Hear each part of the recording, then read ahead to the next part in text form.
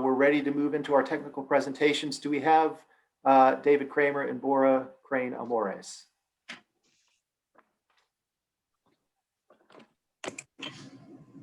Can you guys hear me? Yes. Yes, we can. Are you guys ready for us now, or? I'll introduce you now. I just wanted to make sure that you were on. Yes, sir. Thank you. I am also here. This is Dave Kramer. Thank you.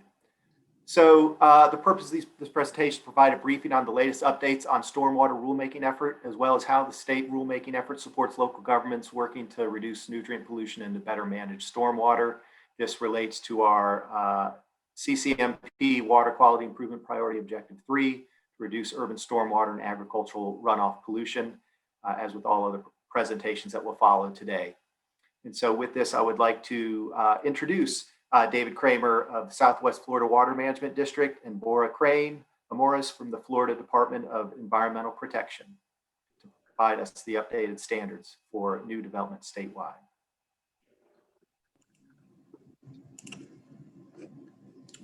Thank you. Can you guys hear me and see me? Yes. Okay.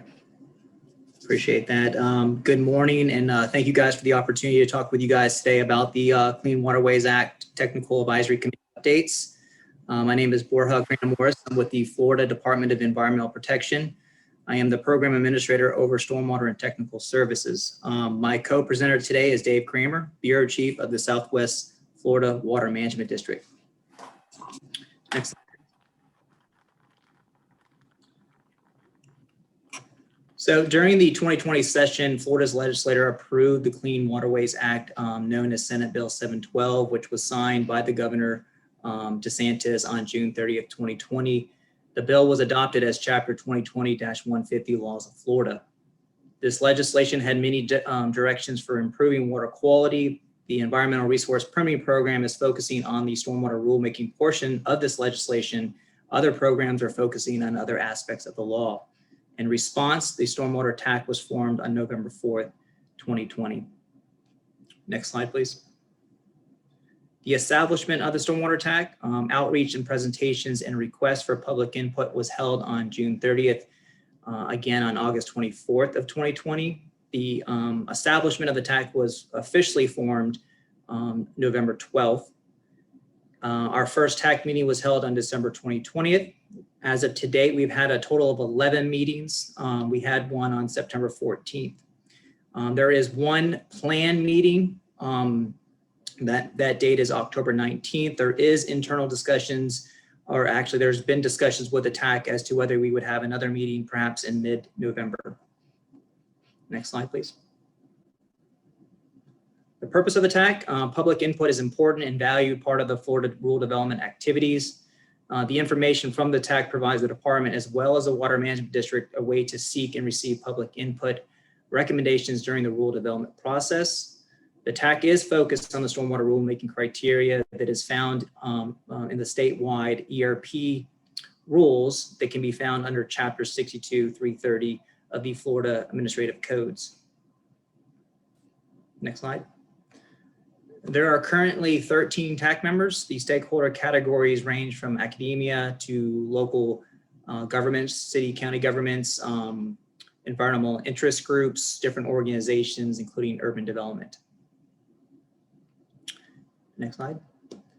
So the TAC's mission is to form the identity and constructive outlining the recommendations for strengthening the stormwater design and operation regulations that are implemented under Part 4, Chapter 373 of the Florida statute, and based on the most recent scientific information available and the additional direction provided by Section 5, Chapter 2020 Laws of Florida. Next slide. The goal of the TAC is to provide and develop and provide consensus stormwater rulemaking recommendations through public discussion and constructive deliberation.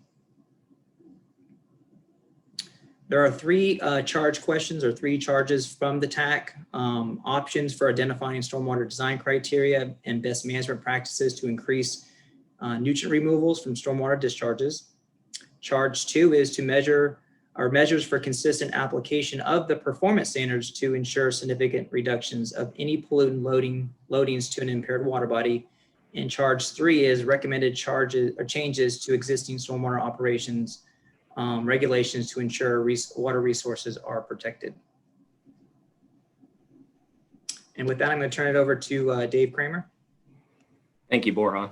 And as Borja mentioned, my name is Dave Kramer. I am the Bureau Chief of the Environmental Resource Permitting Program at the Southwest Florida Water Management District. And I don't have the luxury of presenting from the beach like Borja does this morning, but I'll do my best from my office. So the TAC is working on a summary report, and DEP is working with them and presently considering all of the TAC recommendations and discussion thus far. The current draft is basically in the works and is under review. It's anticipated that the summary report will be finalized in October, perhaps November. And I would also kind of like to speak to you guys and focus on some of the TAC recommendations and part of the rulemaking process. So next slide, please. So some of what we've been talking about over the course of the year includes, excuse me for a second.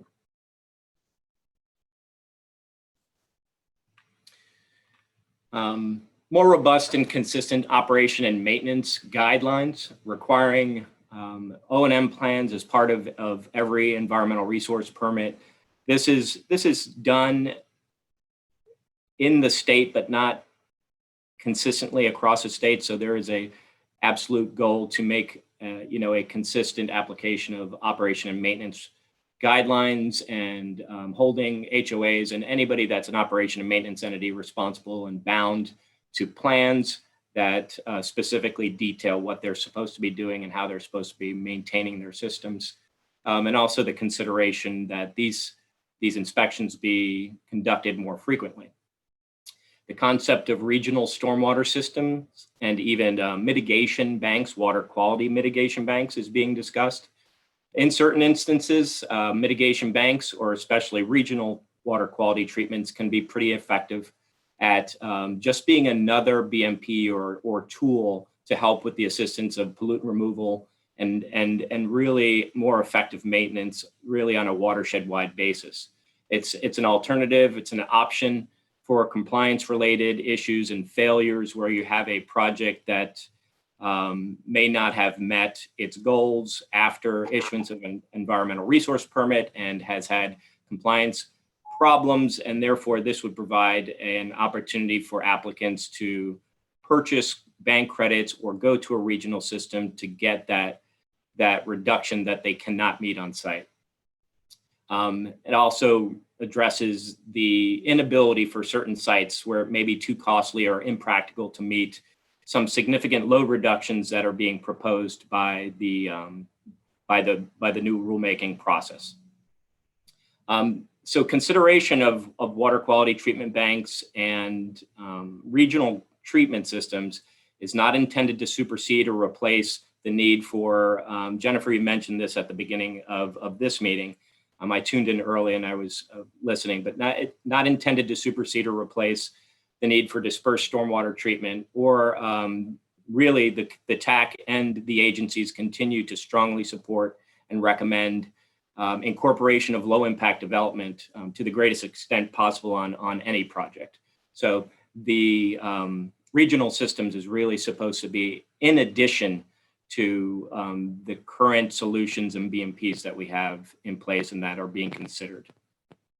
Service area is a very significant issue that would have to be considered and worked out with any approval and use of credits that become available from a regional system or bank. Next slide, please.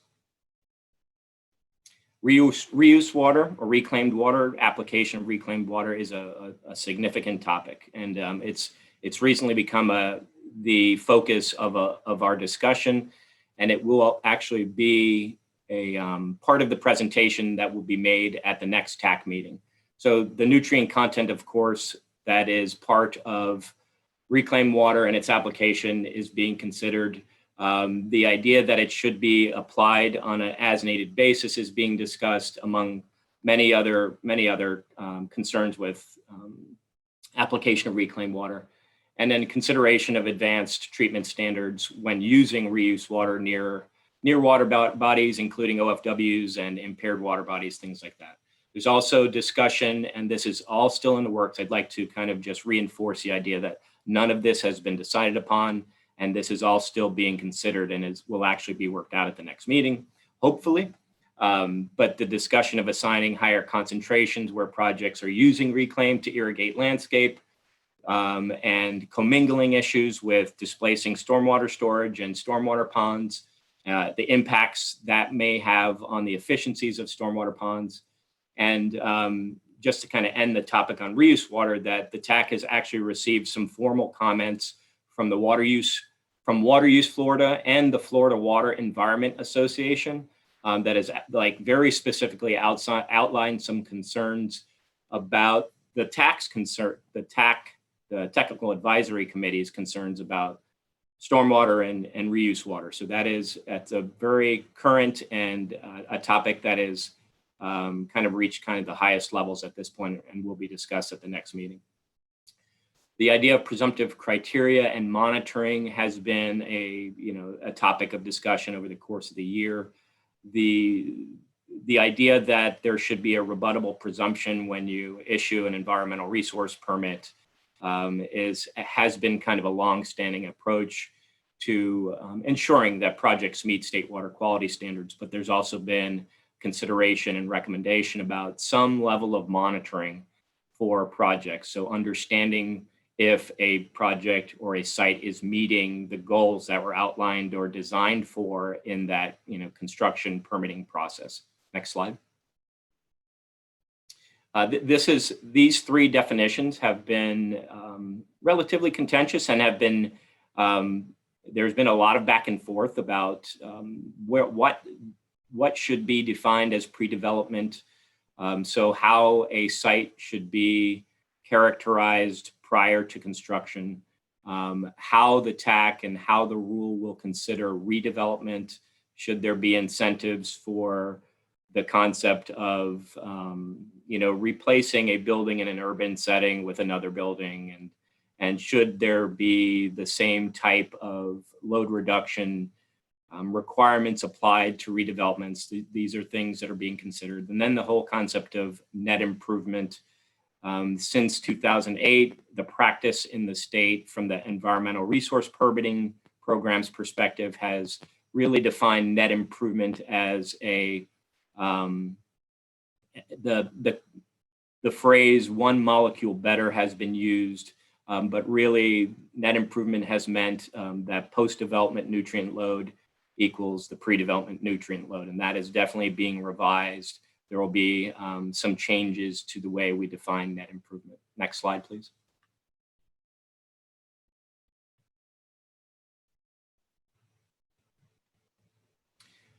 BMP Library has been one of the tools that the Department of Environmental Protection has been developing over the last several years in concert with the water management districts.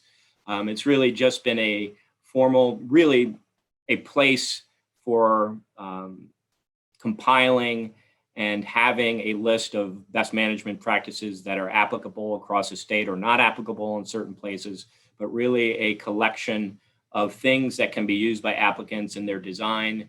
But the TAC and the rulemaking process is considering formalizing this, potentially using third-party and field testing, and perhaps collecting fees for somebody who wants to incorporate their BMP into the library, contracting these things out, developing categories and things. But really the idea of formalizing the whole process and how to create a living document and the challenges with incorporating that into actual rule. These are all things that are being discussed. One other thing being discussed is consideration of existing presumptive BMPs that some of the water management districts have in their rules currently. An example is dry detention basins. Another one could be effluent filtration systems, which is really filter systems and things like that. And whether or not these things are effective, truly effective at the load reduction goals that we're looking for with this rulemaking. Next slide. So the rule development, of course, has involved all of the water management districts, the local DEP district offices, the DEP divisions in Tallahassee, the Division of Water Resource Management, the Division of Environmental Assessment and Restoration, the Chief Science Officer, and several local delegated governments in the state that, that have the Environmental Resource Permit program delegated to them. Next slide.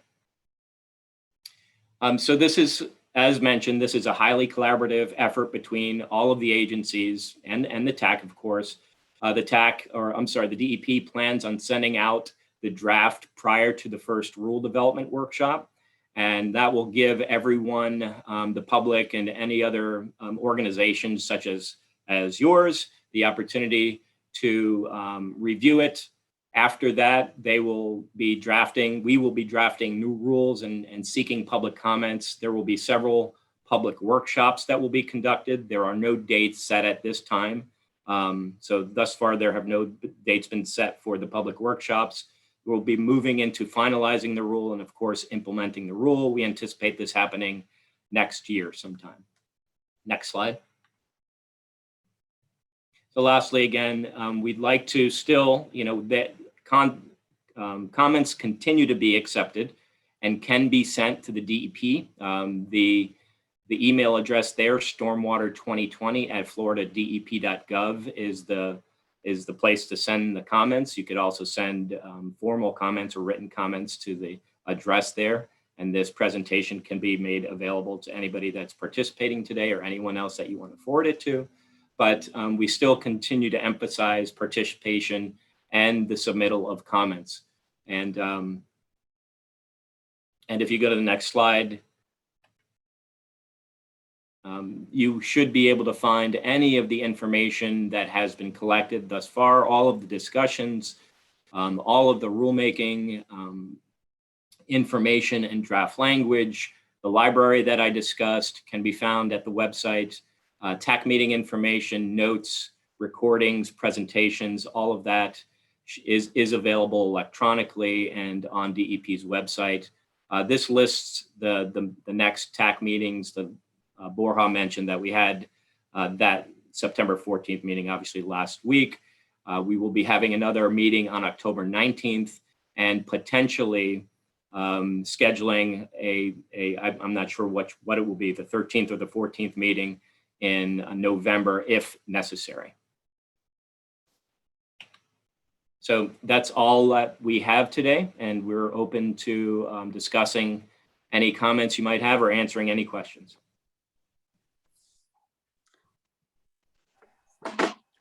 Thank you both for your presentations, and I'll open this for any questions that might be had. Yeah, I have some questions. Alice White from Northport, and some comments I liked about if I understand this, holding the HOAs more accountable to what the plan that's put in place at the time of development, when the development project is approved, to see that they are following through with whatever was decided. And because I know of HOAs that they continue to use copper sulfate to treat the algae problems in their ponds.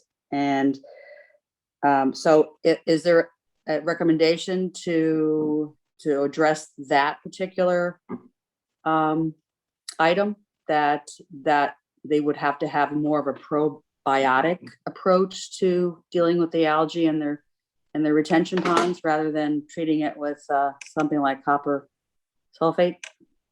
I can say that the specifics of herbicide or chemical application and the types of products to be used had not been discussed in that detail. I would recommend if you have some very specific recommendations to make those comments and send those to the Stormwater 2020 email address that I had up earlier. Okay. And that goes along with my next question. Has there been any movements to really push for these new developments when they're coming online? Because we have so many. There was just another one that's going through in Charlotte County, right there at Gasparilla Road and 776 with thousands of homes coming on board with their grass lawns. So has there been anything to really seriously get a reduction in grass lawns and to move these over to more Florida friendly landscaping plans? And or is that just not something that the committee even wants to go into? I would actually say that that probably falls out of the scope and the responsibility of the environmental resource permitting program directly. Okay. So yeah, it'd be challenging to incorporate something like that. That would likely be more of a local government ordinance or something that would be regulated or managed in that respect. Oh, okay. So it can't be part of any development plan that a percentage, in other words, part of the approval process, that to have, you know, a 10% reduction in grass areas, or at least to start putting the language in there, the encouragement of Florida friendly landscaping, because it just seems like we're going a step forward and then 2 steps back when we don't really educate people about, you know, that they are part of the problem when they have they put fertilizers and herbicides on their lawns, and that's what's going into our waterways. So so there's no way that could start to happen at that early process, or you're saying that is the only place that could happen? I do feel like the developmental rules, like the ones you're describing, you know, just being a member of the ERP community and regulator and practitioner for many years, that generally does kind of fall out of the scope of the program. I would say that, I mean, the issuance of an ERP could, on a case-by-case basis, consider the difference in landscaping, low-impact development, developmental and construction practices, and what a post-development site would look like, and apply credit to that. But I don't necessarily, we have not considered that, or the TAC has not considered that or recommended that, nor has you know, any member of the environmental resource permitting program to get that specific. But there definitely is discussion about how to best recognize the best type of development and you know, the whole concept of stormwater runoff, the source of pollution, specifically nutrients, what best to implement to reduce impervious surfaces, directly connected impervious areas, landscaping that incorporates depressional storage, low impact development. It's all being promoted, but there aren't direct rules that apply to, you know, how people's lawns should look or how much fertilizer should be applied. That does fall out of the scope of the ERP program. Okay, all right. I just think that's such a major component that's missing. You know, I've lived here for 30 years, and there's a lot of people coming down, as you know, from you know, other parts of the country that are very unfamiliar with Florida, but they're pointing the fingers at other things. They're pointing it at the sugar industry and everything else, and not really realizing that they really are part of the problem when they do these things. I know we have a fertilizer ordinance in place, but you can still go into any of the stores and buy fertilizer and put it on your lawn. You know, someone's not going around policing that. So these are, I don't know, it's just frustrating. I'm, you know, sorry to say that I just wish there could be a lot more that is put out there, that people should know that they are part of the problem. You know, here in Northport, we have a positive drain ordinance, which means every drop of water on a piece of property that's developed has to flow to the front. So there's no chance of anything percolating or going into the soil like it used to. They put that into place in the late 90s. So that means everything's just being carried away and becoming part of the problem of the new excess nutrients in our waterway. So I just wanted to put that out there. So thank you for your presentation. Thank you for your comment. Mr. Chair, Eichelhart, may I make a comment? Please. Yes, I work at South District with the DEP. We process almost half of all permit applications for dredge and fill in the state out of this district.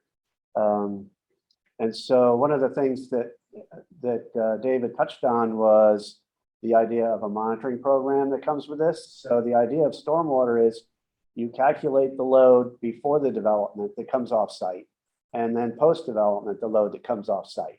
And the idea is there isn't any change in load. And so a developer that comes in and wants to, plant 1,000 homes on 2,000-acre site will provide the load that exists now and then the load post-development. And under an ERP, we operate under reasonable assurance. So in order to permit that development, we have to be reasonably assured that that load coming off site will not exceed the original load. But there's a monitoring phase in now. This is part of this rule, is to include a monitoring phase that kind of shows what you're talking about, Commissioner, is that if people come in and start dumping fertilizer all over the place, it wasn't part of that original development. Say the developer wanted to do, a low kind of, plant native vegetation, minimal turf, but, people come in and they want to have what they think is the ideal turf, and they start increasing that load. This monitoring will pick that up, and then it'll flip back to the original developer to come in and make improvements on that. So even though that permit can be issued with that reasonable assurance, that monitoring aspect picks that up later. And so that's something we don't have right now, but it's an improvement over what we've got. And then the other thing I just want to throw out is with the monitoring and then the O&M plans, this long-term plans for maintenance, it's going to kick in a requirement for more support for compliance from the agencies. So there'll be a need for more compliance as we revisit all these condominiums and home sites going in. So that's my points. Thank you, Chair.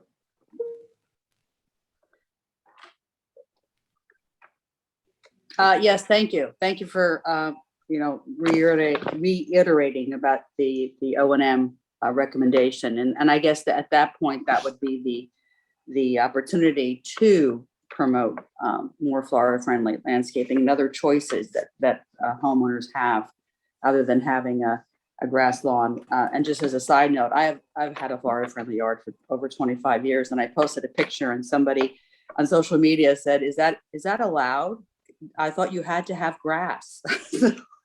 I don't live in an HOA. I live in Northport, so they're just quarter-acre platted lots. But I thought, wow, there's a lot of misinformation out there and lack of information of people not understanding what their choices are. So I'm hoping that particular component can move forward even past that into the educational process, like you said. So thank you very much.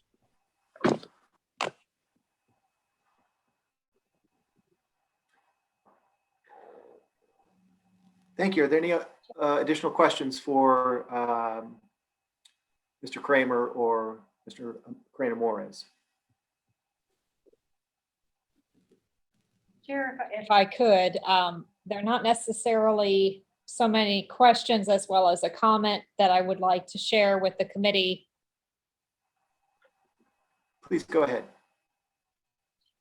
So the CHNEP has been tracking this somewhat. We did submit some initial comments, technical comments, as our staff does, trying to promote the science. Some of those revolved around the idea of needing to regulate both nitrogen and phosphorus in all systems, because even though we traditionally think of systems as either being phosphorus limited or nitrogen limited, we are aware of the science that is demonstrating that these algae can opportunistically take advantage of both.